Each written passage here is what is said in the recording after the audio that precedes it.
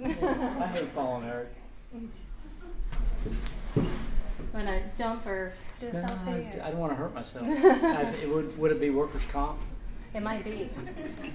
Check my insurance policy. Well, Sam Lewis of Pride staff is here today as one of our sponsors as well. I was very honored that he was willing and to be an active participant in sponsoring today's event, and he was 2013's Shoop Shift Award winner for conflict, which is one of the tougher ones for people to get nominated for, and because that's a subject that we all like to avoid, but it's absolutely important. So thank you so much for joining us today and being willing to come up here. Can you tell us a little bit about your role in your business and what you do and what you offer to everybody? Well, my wife and I own Pride Staff, a staffing agency here in Bloomington Normal, the best damn staffing agency.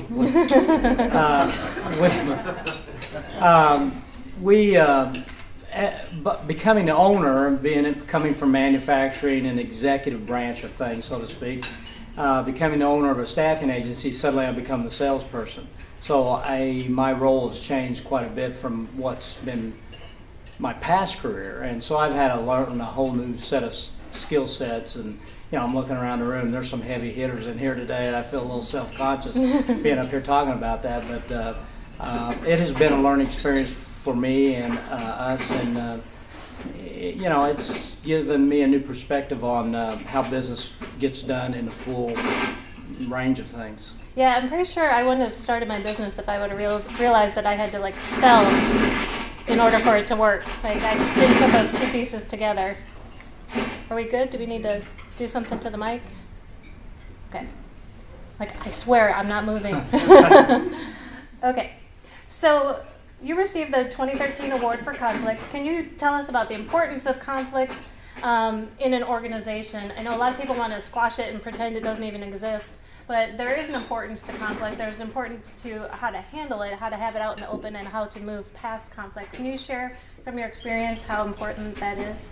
Well, I grew, I kind of cut my teeth as an HR person on the shop floor, kind of in labor relations, so it was a conflictual business to begin with. But the things, and it's kind of one of those deals where it takes a village to raise a child. Well, I was in a plant of 2,000 people, and there were a lot of things going on, and I got a lot of experiences in conflict really quick. But the things I've come to understand about it are, one, it's, conflicts with us every day in all forms and varying levels. And there's a conflict of you and I are wanting to go out to eat, but do we do Mexican, Italian? That's a conflict. So, and then there's a conflict like things that are happening in the Middle East. The other thing I learned is you can't solve all conflicts with one set formula. They get solved or resolved in a lot of different ways. Even one type of conflict has many ways of becoming resolved. The other thing I've learned, and I wish I'd have learned this earlier in my career, but the first thing to do to get to some resolution of any conflict is somebody's got to listen. Somebody's got to stop in the whole middle of things and listen, and then listen to understand. It's just been my experience that most conflicts, there's a dark space in the middle of the conflict where nobody understands what's going on, and that even though you may eventually both parties reach complete understanding, and that doesn't resolve the conflict by itself, but you come much closer to resolving that conflict once you get to that point. And quite frankly, the other thing is you kind of got to live with some ambiguity in the world of conflict, because some conflicts just don't get resolved. Mm-hmm. You just have to learn to live an uneasy peace. I will say it that way, that you have to learn how to recognize those things. I'm never going to solve this problem with this person. But here's how I can choose to live with it. Right. So those are the kind of the full gamut of what I see in the world of handling conflict. Yeah, and if you can see the situation for what it is and just accept it, sometimes that acceptance kind of, it diffuses the emotions that get behind it, for sure. Right. I used to say early on, before I kind of learned about conflict, is the deal is you hit them in the mouth, and if you don't knock them down, run. And you better be fast. So I wasn't that fast or that strong, so I had to come up with some other ways of solving conflicts. Absolutely. So how has people-focused leadership led to success in your business now? Well, it definitely, I think when you get in the staffing industry, you can get a little jaded in the sense that people become numbers. You've got so many jobs to fill. You find somebody that can fog a glass mirror, and then you put them in the job. And honestly, when in our office, when people come in, I mean, they're coming in with a whole set of issues or problems, and they're trying to, they need help with solving their problem. In other words, they need a job, and not just any job will do. They need the job that fits whatever their thing is. So, and like Eric, we do a employee survey once a quarter.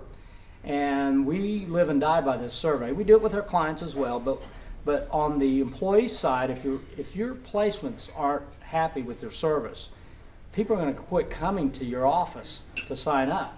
And if they, in our case, that's our product. Right. We've got no product to sell, we're dead. Yeah. So one of the big things about us is looking at those survey results and what are they saying about us? How was their experience when they walk in our office? How's their experience when did we get them to the right place? Were they prepared for the interview? After the interview, did we follow up? If they got a job, we were able to help them on board with the client. So the way our survey works, they answer 3 quick questions, and then they rate us 1 to 10. And if we don't get a 9 or a 10, it's a problem for us. 8 on down is an 8 to 5 is somewhat of a distractor. Obviously, less than that is somebody that's totally anti us. But we've last couple of years we've been the best in staffing by the American Staffing Association standards for both client and candidates. So we must be doing something right. Yeah.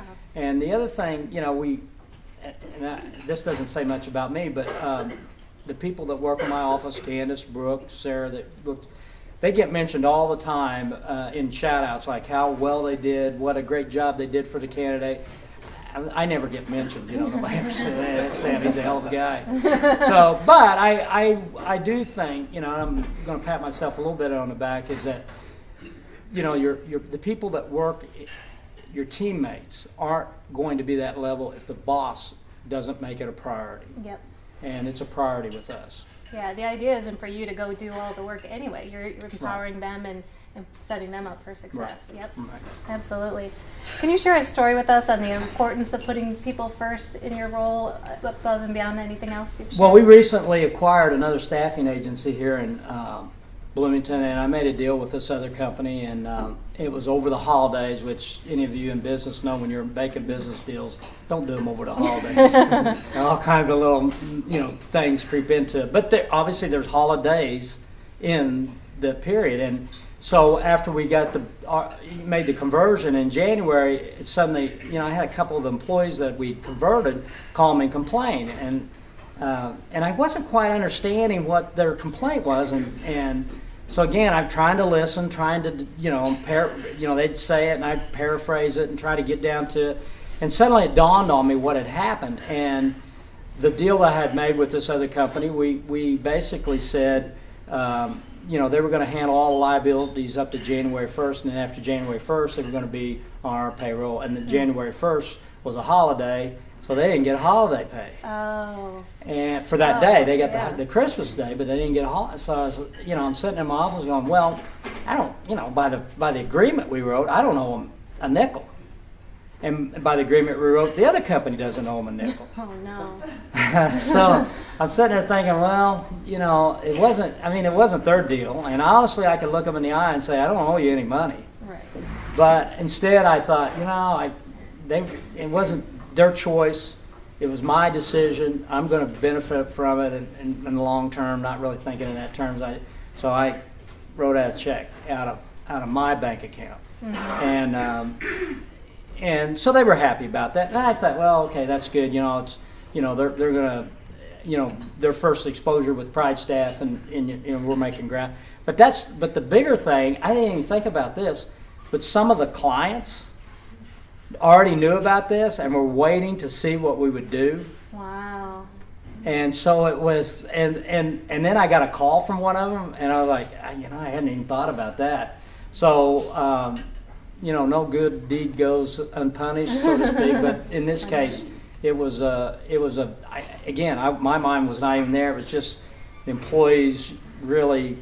I needed to think about them in this case. I wasn't thinking about our clients at all. It wasn't going to make any difference to them, right? Because it was out of my Yeah. checking account. They weren't going to get charged for it, Right, so yeah. right. Wow, that's a great story. Is there anything else you would like to share? I don't know. I just think that conflict is it's in our lives every day, and it's not a bad thing. It's not a good thing. It's just a thing. I think one of the things I would say that all the years of working with all the managers and supervisors and executives I've worked with, one of the terminal things that I've seen or things that would stymie a person's career growth is their inability or reluctance to deal with conflict. And they run and hide. There's lots of little creative avoidance things that managers do to dodge the conflict. You can dodge it, but it's still going to be there. And if you don't learn to deal with it, your career's not going to flourish. Absolutely. Well, thank you so much for sponsoring Pleasure. today. Thanks.